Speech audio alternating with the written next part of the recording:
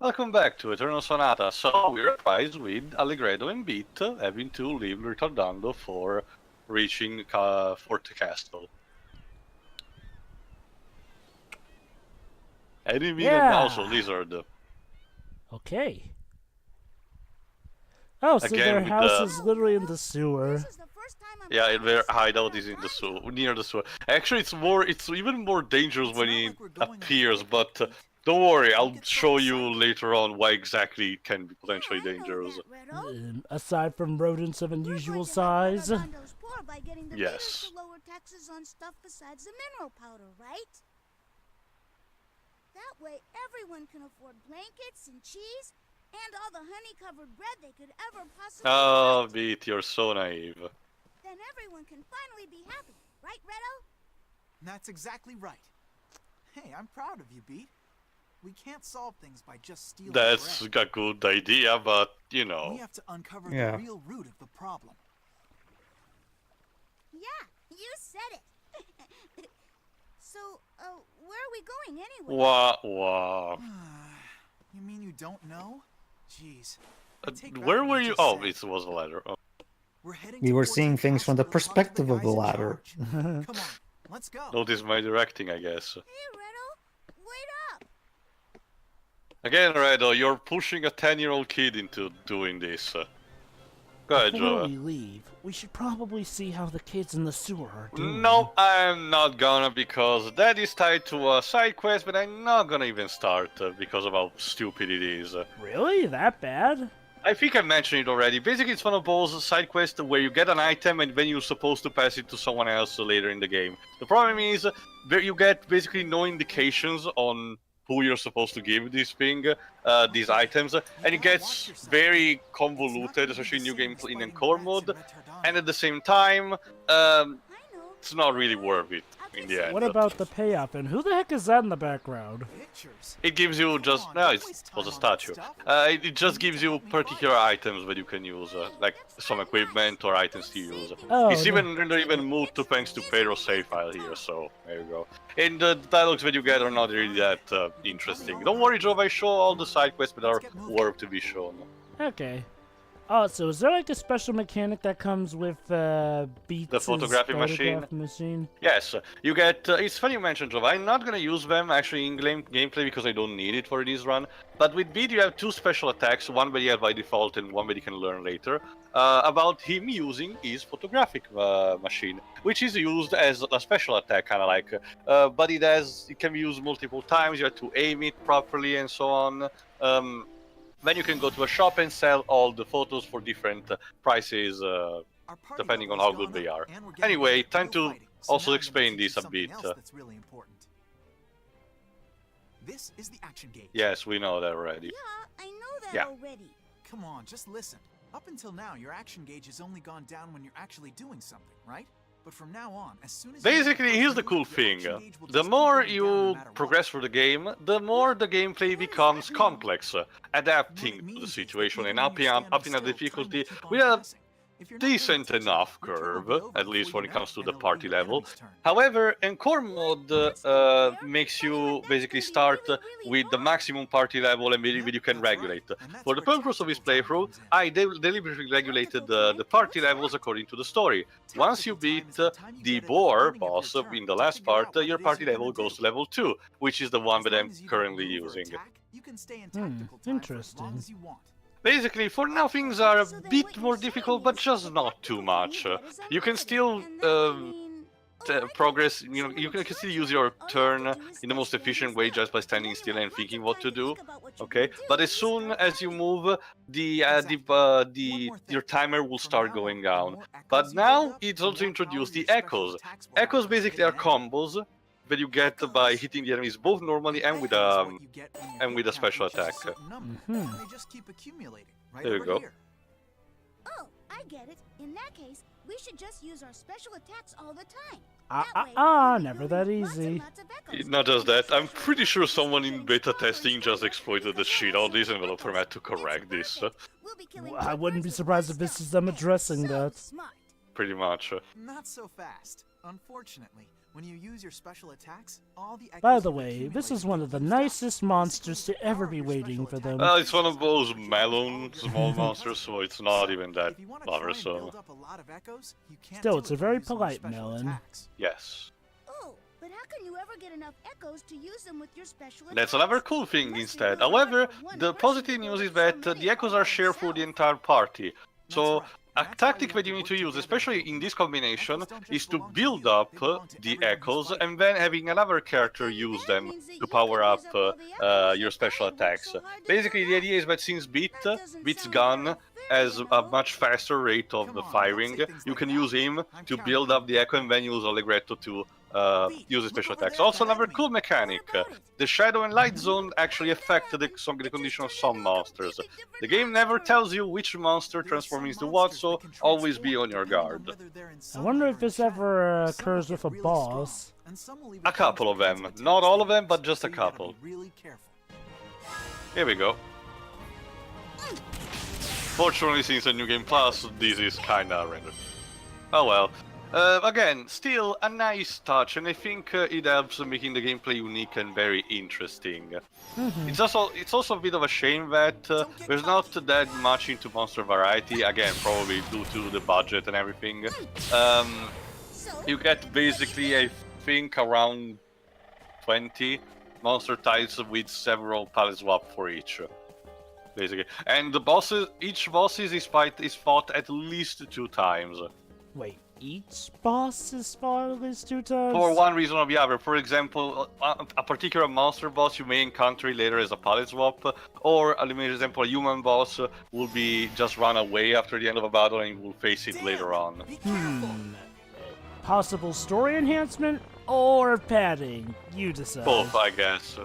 Keep I in mind, mean- in the original 360 version, a lot of these bosses you could fight only once, but this basically made the game way too short. So, on a way, this was also a way of padding. A particular sequence later on, when you also refight one of the bosses, is very aggravating how blunt and padding it is.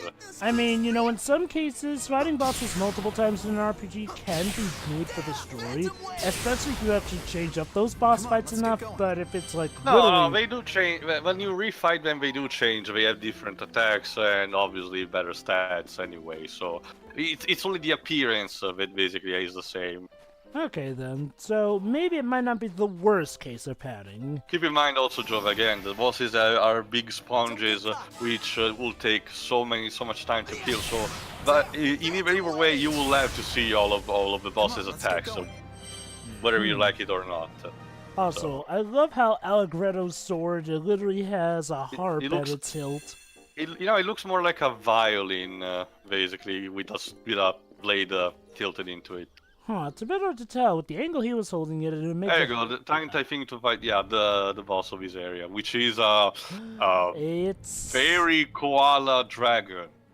I Uh... don't even. This is more like this is something that you would probably see instead in a compile hard video game as a boss type. You better back How off. odd. Like the monster design in this game is not bad. I do believe it's a bit more fitting than, for example, the Tales of games have their monster design, but it's still not really enough. This particular developer has never been known for monster designs What did you anyway. think? Oh, really? This guy here? I thought he apparently revolutionized something in the We don't Tales of hurry, we're series. gonna get caught in No, the well, later on, but it was mostly on story time and character-wise. Anyway, Oh, Isn't it so about- he's more of no- a writer than an actual, you know, visual creator, I'm guessing. Well, For- actually, for well, actually, he user. started out as just a director. He never actually, from what I can tell, he never actually wrote. He's just that he has always been a director, Anyway, and for the most part, hold on. producer, not so much Anyway, writer. now it's time for some education. So please, children, sit all tight and let Papa Tio tell you something about Frédéric Chopin. Oh, goody. Basically, occasionally you get these piano sequences, which are actual pieces composed by Chopin. Now it's time to talk instead about something about Chopin's life, in this case, Georges Sand. Impossible to tell a story of Chopin's life without the mention of this word. Georges Sand was an extremely famous author in Paris who had already published numerous books, a writer, basically. These beats will use, actual live-action photos and tell bits and pieces of Chopin's life that are also, tied to what's going on in the game in some fashion. Her real name was Aurore Dudevant. George Sand was her pseudonym. Oh, let me guess. She was an author because nobody believed a woman could be a writer. From 1838, Chopin will share his life with Sand for a long period. However, yes, Jova, you actually, I don't know if it's explained here or later, but yeah. When they first met, he commented to a friend, "Is that real a woman?" What a name to give. George. Again, it's about to explain. Sand was a somewhat masculine woman who wore pants and smoked cigars in public. For the time period, it was very revolutionary. Even her pseudonym, George Sand, was masculine. Nah. She was unswayed by society's mores and expressed herself unabashedly. And thankfully for her, this wasn't in the time period where acting masculine could get a woman burned at the romance stake. novels she wrote were extremely popular. Of course, Chopin himself was also famous as a pianist in Paris by this time. So, artist, meeting, relationships. Despite Paris not even being his home. No, he's Polish. The game later will tell you exactly what happened. The relationship between the genius pianist and the popular author must surely have been the talk of the town. Keep in mind, I don't really think so this bit because several other artists also had any kind of relationship back then. Yeah, if anything, Chopin is kind of the guy who gets overlooked. At the time, Chopin was not the best of health, and perhaps the attention paid to them by society aggravated his condition. Yes, basically tuberculosis will be basically a demon that Chopin will carry on for at least half of his life. During this time, Sand took Chopin to the Spanish island of Mallorca to allow him to rest. It's pronounced with a, J, sort of. Or Y. To avoid attention, they left Paris separately and rendezvoused at a village near the border.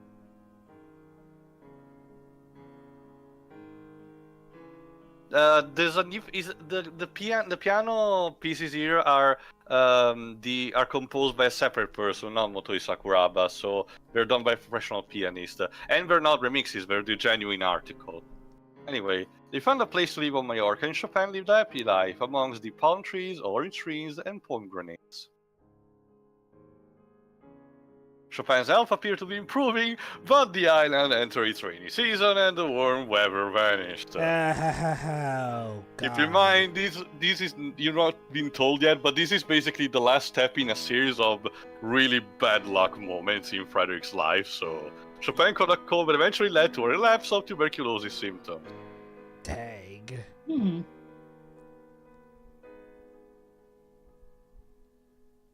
At the time, tuberculosis was a terminal illness, and Chopin and Sand landlord evicted them, fearing contagion.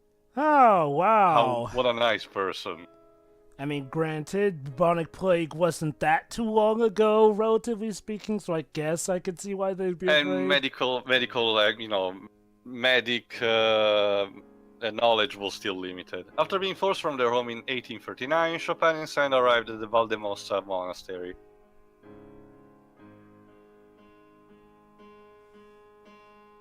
And the rain continued to fall outside.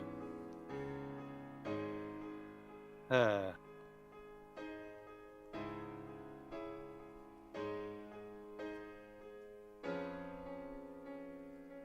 sound of falling rain continuing incessantly, the simple sound of raindrops blending together to form a dreary rhythm. Metaphors galore. And this basically inspired Chopin. Again, the advantage of being an artist is that you could find inspiration in anything. True. And he was very creative in what he did. It was under these circumstances that the song is said to have been born in a room in Valdemossa.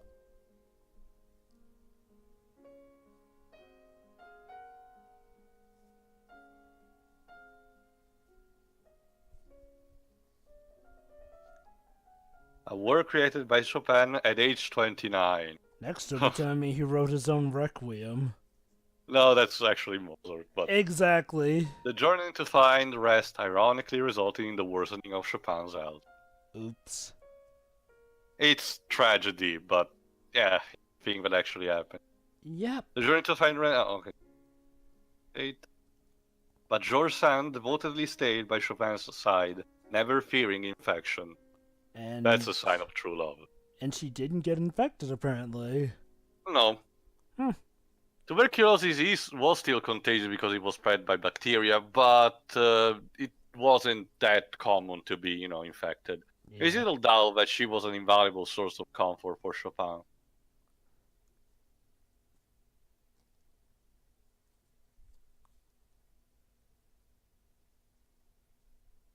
And so the story reprises with appropriately Chopin and Polka having to go through basically the same road that Allegretto and Beat are doing, just a bit more ahead of them at the moment. Coincidence among coincidences. You know, that story of Chopin does remind me about a little something that happened with Steve Jobs back in 2006. As you recall, Steve Jobs is, well, basically back then he kind of had a very bad disease. I don't recall what the disease Pancreas was. cancer, I think it was. Pancreas cancer, but thankfully he had a miracle recovery.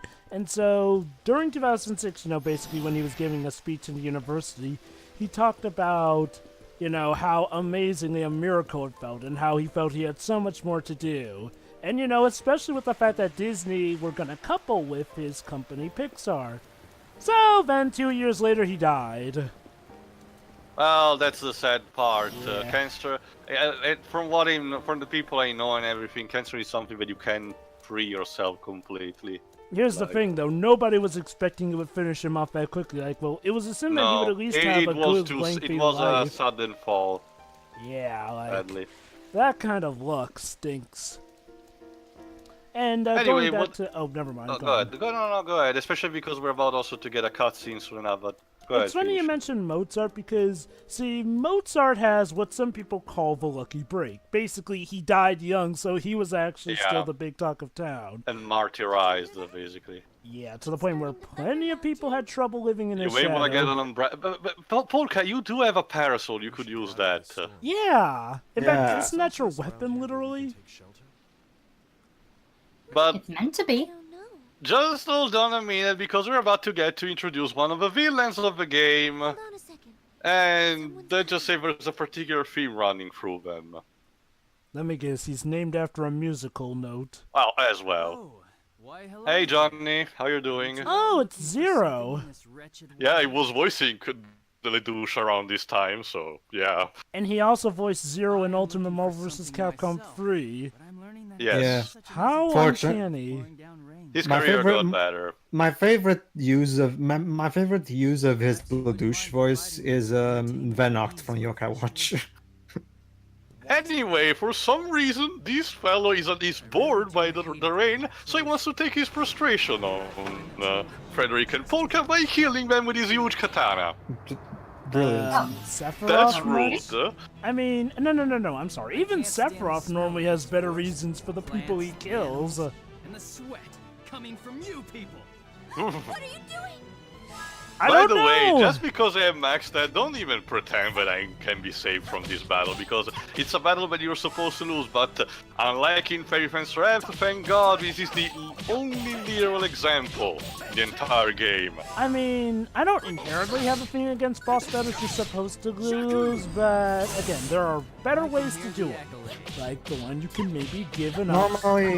Normally they're used for story purposes, for the sake of selling us the idea that that the villain is incredibly more powerful than you right now. Yeah.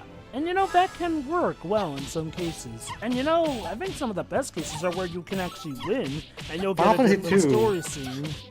But Final Fantasy 2 literally starts with one of those. And heck, Mega Man X starts off with a fight against Vile you're supposed to lose. Granted, you can win it, but even still, you'll get a cutscene that correlates to that mentality or whatnot. And of course, there's the iconic fight with Leon in Kingdom Hearts.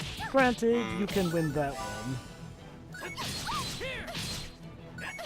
And I'll admit, in cases like the Kingdom Hearts battle, that's an interesting take, because it's not so much you get beaten, but the fact that Sora literally collapses from exhaustion. Fuck you, then. So, Tio. And there you go. This represents the time Chopin's condition worsened and went at its worst. In the Which, rain. it's not specifically said, but a common interpretation among the fans of this game is that this particular set of villains, the lackeys of the main big bad guy, represent the tuberculosis disease in itself, because all they do have something in common. When they show up early on, they're tied to tragic losses, tied to the party in some kind of fashion. Then there are moments of reprise when the villains get confronted once more, and instead the party is triumphant over them. Again, going up and down on this, which reflect what Chopin had, the cycle that Chopin had with the tuberculosis before he eventually succumbed to it. So, this is George Sand. For a woman that was apparently masculine, George Sand sure looks quite cute in this game. A lot of time has passed as well from that, Jova. So I guess she looks more and again, the game takes already artistic license up the wazoo anyway. Well, yeah, I mean, it's an anime take, but what, did she start dressing more feminine, around the time of his death or something? Also, keep in mind, that was a thing for her appearance in public. This is more a private setting here. True, that too. He looks peaceful again. I wish that the game did more of this stuff. Show maybe some parallels, what's going on in the real world while certain actions. That's the thing, Jova. I would agree with that, but again, every time we cut here to the room, the doctor has to shout some nonsense. That's very uncharacteristic for a man of medicine like him. Crucial to his recovery, eh? Wink, wink. Anyway, let's not think too much about that. Let's get back to Allegretto and Beat to do the same role that Chopin and Polka did just now, just with the sunlight instead of rain. So are we ever going to learn the name of evil monocle-wearing Johnny Young Best, or are we supposed to now be a mystery of what don't worry, his Jova. identity He will is? show up again multiple times, and we will learn his name and why exactly is that cuckoo. I will say it like this, though. It feels a bit weird to not let us know enough about the guy who literally just curb stomped us. I mean, again, I get that we're going to see him again, but normally when you get the unwinnable boss battle, you have a semblance of who That's the because, person is. Jova, the main villains of the game will only show up again from now on from, a couple of dungeons from now. The game will take its time to properly introduce them. This was literally just a sneak peek, basically. Oh, true. I get that. I would say, though, the way the villains are paced and characterized, it's a bit on the short side. You get fights with them, and they have plenty of cutscenes to talk and, show who they are and what we're supposed to do. But I don't believe it's that enough. Some of them gets barely fleshed out before they are ultimately killed, so it's similar to, from what I understood, because I haven't played properly the game, but it's similar to what Pedro told me about, for example, Zagi from Tales of Vesperia, the game also, the other game that Baba worked on. This Johnny Bosch character is very similar to Zagi from, because he's pretty much the same character now that I think about it, because I've actually seen this game in its entire, I've played this game in its entirety, so I know this. They're basically the same character when you get right down to it. So I guess this is a thing that Baba likes. I don't know. I don't understand why. He got better with that in time, I guess. He did. It's just that I don't understand. I see traces of that in Chronos in here too, so I shouldn't be surprised too much. I mean, the whole... Oh, darn! Don't worry about this. Yeah. Never mind. It's basically one of those, it's tied to that side quest where you're supposed to give an item, because at some point you get the dentures and you have to supposed to give it to him, but I don't want to, so fuck you. So is it a case of you do a lot but the reward is meager? And that's why you don't care serviceable, but it's not enough to be that interesting. And to be fair, it's basically the only major side quest that it's kind of like that. The others are decent enough for me to show them, so basically it's the only one that I mainly don't properly show in the game. Anyway, we're now at the new proper village, Agogo village. So thankfully, apparently Frédéric and Polka collapsed just outside of it, so maybe we're actually okay. Oh no, but maybe that evil boy then came and destroyed the village in a burning heat. Surprisingly, no. I originally, considering he was coming from this way, I thought that he would have done something to this, but no, everyone seems to be fine. I guess he just strolled right through, got a meal, and then left. It finally Which, stops again, raining, I so think of kind course of now clashes we with the find character house. they're trying to establish for Johnny Young Bosch's character. Like, from what you told me, it's a character who is so bored that he'll crave destruction, yet apparently knocking He's two very people... cuckoo and childlike in his behavior. It's kind of interesting because when it comes to Zinc from Fair Fencer F, it's literally taking this concept and blowing up to the flanderizing it to the extreme obnoxious. Yeah. Anyway, this gremlin of a girl is called March. I'm not gonna tell who her voice actress is because it's kind of a surprise for later on, so bear with me for a bit. Alright. Anyway, is March one of those older than they look sort of girls? Yes, well, she's still relatively young, but she's not a child, basically. Wait, so she's a teenager or is she an adult? But I don't remember her specific age, but it's around the 20s. And is she a human with pointed ears or is she a different race? Just a human with pointed ears, because basically she is the appointed guardian of the Agogo Forest, so there's this kind of mysticism So it's behind like that. with And look at Hyrule. that! Polka is just fine, but she seems to be, you know, disturbed. Oh no, does she have amnesia? No, she just recovered. The Agogos came to me and told me where to find you. Okay.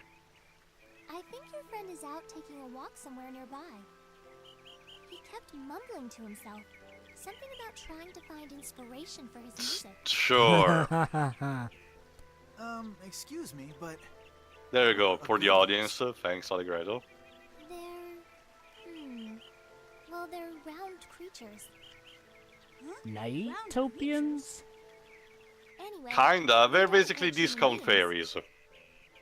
and recently, That's just the Well, thing. this girl looks like a nymph. Agogos haven't really Well, remember, sure, she's just a human with pointed ears, so it's like a Hyrulean. Very lucky person. Kinda, basically. She's not an elf, but she has that kind of look of it. Yeah. Well, the way it works with About rescuing with Zelda is that it's only the Hylians and the Gerudos that usually are humanoid and have 20 years. Well, Most that's of the exactly. time- Well, that's exactly what I meant. It's like, well, Hylians, aka also known as Hyruleans, are essentially still human. I mean, they're even acknowledged as human. They just have pointed ears and they can live for incredibly long bouts of time. The one exception to that is the Kokiri in Ocarina of Time, but they eventually turn into Koroks. So Yeah. Yeah. I'm sorry. Unless they get lost in the Lost Woods. Also, there was that one water-based race that really gets quite attractive The in Breath of Zora. the Wild. the Zoras. Well, yeah, technically the Zoras do have 20 years as well. It's just that Don't, well, you don't see them because of the someone fish say your design. name once. Anyway, Allegretto and Beat actually recognize Polka from Return Dawn, and they're actually okay with her. You know, because they're not racist asshole, but Polka is not used to being treated so nicely. Hey, Polka. She's probably blue thinks this is very screening. suspicious. I wonder if she thinks they're making fun of her. That's kind of the thing, she's still very shy at the moment, and keep in mind, she just recovered by being slashed with a fucking katana, so, you know. Which is another thing that I wanted to point out, and I think that the fans also point out regularly, is that most of weapon design, for how abstract they kind of have some connection with musical instruments and everything. Feel Good, the guy who just beat Polka and Frédéric, has a straight-up katana with no real particular fancy to it. Yeah, that I- actually is a good point. It's like, well, everyone My else seems to have guess, had music-based weapons. My guess, well, some of the weapons from some of the enemies will not be musical themed, but it will make sense for the time being. Like, for example, a lance or a mace. But a katana, that was something that you probably shouldn't have known that much about for the time period. Did they maybe So- put some musical design on it to make it look No, musical? no. It has the I forgot what is the official term. The triangle smithing. Ah. No. you know what this game needs God too? dang it, Polka. What? We leave you alone for literally a minute. A J-pop remix of Do Re Mi. I mean, come on, let's. I Sure. mean, if there ever was a game to put that in, it's this one. True. From what I heard, the Shining Resonance refrain has the same concept, but just upped up, more into the music thing. So who knows? I still have to play the game properly. So is so this yeah, a now you get monster to or a fight- soldier? A boss, basically an ogre. So, some kind. oh, okay, I was about to say, because, like, where Yeah, did no, you get the all thing the... you should argue is the fact that it was right near the villains and no one noticed it. And the first thing I was thinking of is, where did you get all those clothes if it's just a monster? Like, are monsters actually civilized beings who we could maybe just commune with if we talked? No, I remember what Polka and Allegretto said as separate points. They, for some reason, the monsters are becoming more aggressive recently anyway. Well, well, of course, this is a It's the JRPG. JRPG top excuse, basically. Oh I shit! heard How do that you you- explain the fact that there's so I many heard the monsters? rumor that monsters are coming back. Yeah, it's always And- that. And look at that. That's one of the Agogos. Yeah, that's That's for me as well. the species. Shiroi, you want to cover that? You know what's interesting? It's one of those it's one of those 80s depiction of fairies, like in that Page Master, musical interval in the middle. I've never seen one of those before. Oh, But it doesn't mean anything. The SpongeBob reference, of all things. Well, Terry, would you rather have a friendship is magic reference? I just want a reference that works. I mean, a And look at that, Allegretto takes the excuse to be a bully with Beat. Get used to this. You wish you could have touched it. Why? I'm Look. confused. Is Allegretto supposed to be nice or mean? That's Also, the thing, when it comes to Beat, Allegretto has this weird out-of-character moment where he becomes that aggressive with him. I think the weird thing is, like, I literally thought those two were brothers, so I could see him, doing it to tease. All right, my his turn. brother. Okay. The game's exploration of bipolar disorder, or just or just inconsistent writing. You make the call. It's small, but we have a tough time keeping stuff in Wait, stock. you Or have it a could be store? both. And in order to, keep a good faith with Polka, Allegretto deliberately lies. Now, surprisingly enough, this does not lead into a lie reveal trope. Why? For some Because- reason, Thank At some goodness for point- that. at some point, everyone in the party basically learns on their own what Beat and Allegretto do in Retardando, and we're just okay. We just roll with it. We say, yeah, it's okay. Mom, I'm going to see And the basically, we cat cut back to before when it is. Polka basically said to her mother that she Now was is not going the time to Forte discuss Cast. this. We have a guest in the house. I told you. The reason floral powder isn't selling is because people can buy mineral powder so cheaply. I'm sure he'll understand if I talk to him. Sure. Polka, dear, don't be foolish. Oh, You watch can't out. possibly You go all could the way to the actually castle start without acting by properly. yourself. I've already made up my mind. Don't try to stop me. I mean, I'm already dying by a disease, so clearly that means I should go That's ahead. actually a good thought process, but at the same time, it's also a fool's around. It's very naive to think that alone she can do this, which it's what it's gonna tie into the next cutscene. Not to Thankfully. mention, Polka, maybe you should consider how your mother may feel losing you like that. Just Polka, are saying. you listening? Yeah, she's going full Sarah Farron on us now. Yeah, which is.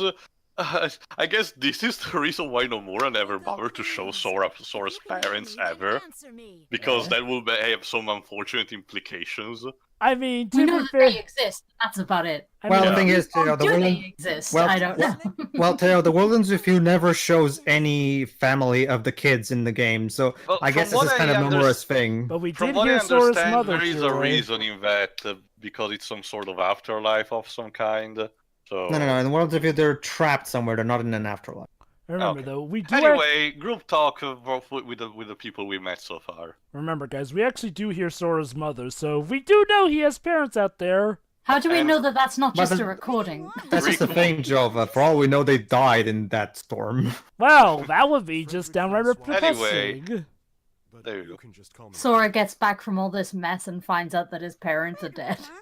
No. Actually, it turns out his mother's Zeref and his father's Cloud, so yeah, his parents are dead in some way, shape, or form. You said you're going to Forte. They've died at least once. Forte Castle? Yeah.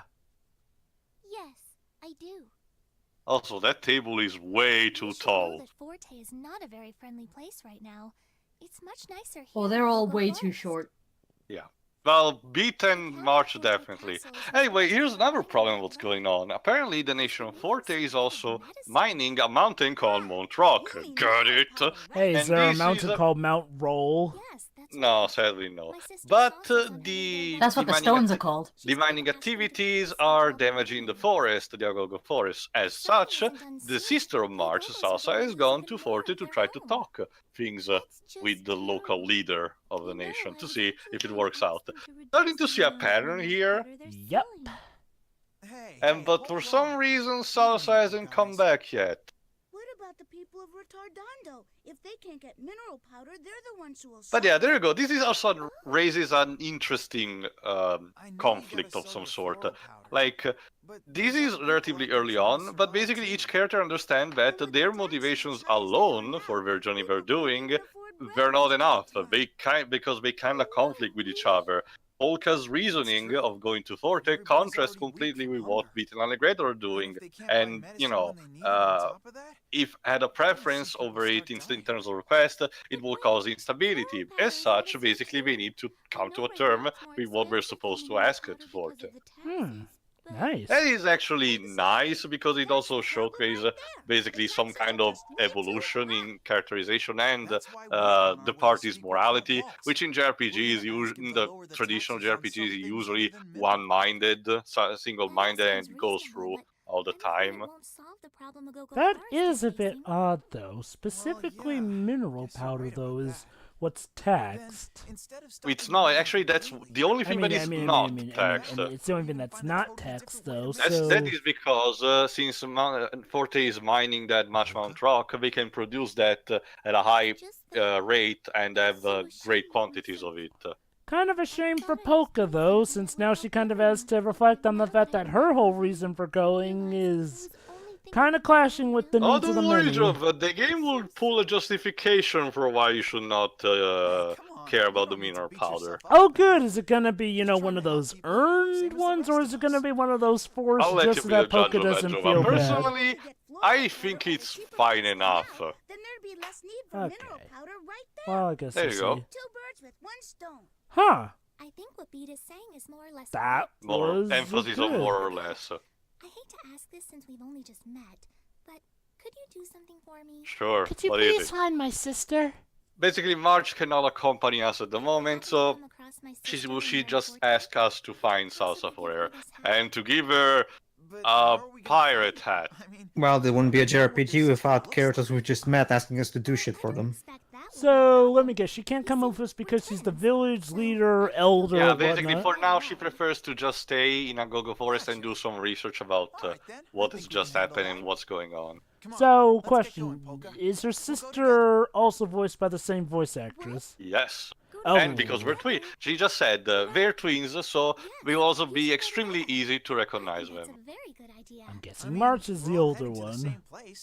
No, but she's the wiser one. Wait, Just say really? that. Huh. The Agogos might not Well, be they're happy twins, about so you there's not being much of a gone. difference in age. So. Together? Yes, Polka, you can have friends.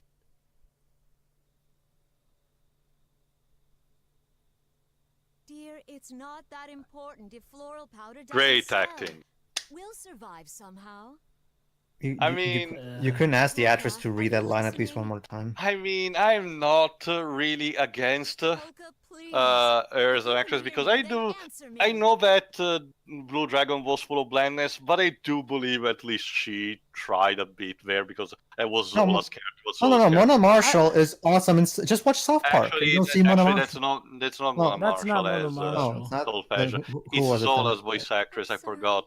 Cindy Robinson. Cindy No. Cindy Robinson. Robinson is awesome in plenty of stuff. It's just that sometimes she gets really bad scripts to work with. In this case, it was just a bad delivery here and there, but again, if anything, I'm complaining more a bit about Harry Fitzgerald.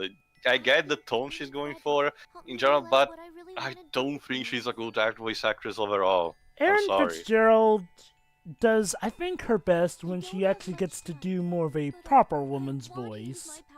Not to say that she can't do a younger girl's voice properly, but from my experience, Erin Fitzgerald has always done best when she can actually play a woman her age. As for Mona Marshall, Jova, Pedro, I already told you, I really love her in South Park, but everywhere else, I don't think she fits the role that she's given to.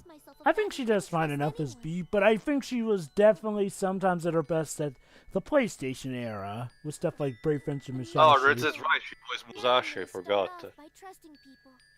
Because if I can do that, then Oh, so that's why she was doing it for the floral powder. It's also another. No, it's also another journey. It's another reason for her journey to actually become more, confident in herself and everything. Polka is the typical sick girl who still wants to, the typical. Do something good before it's she's gonna die. It's a combination of the Ghibli sick girl archetype and the Princess Garnet archetype. And the She's flower girl fine archetype. for the most part because of this, but I do believe the story basically doesn't give that much of a bore of this until the very end. And that's there you go. Frédéric just tags along. Again, keep this thing in mind. Frédéric at the moment doesn't really have a motive and he's just tagging along for the moment. I've made up my mind. I'm staying in this world with you, Polka. Oh, wait. Oh, yes. Sorry, Allegretto. we're not The getting trip is that getting again. quite Yeah. crowded. March, thank you so much for everything.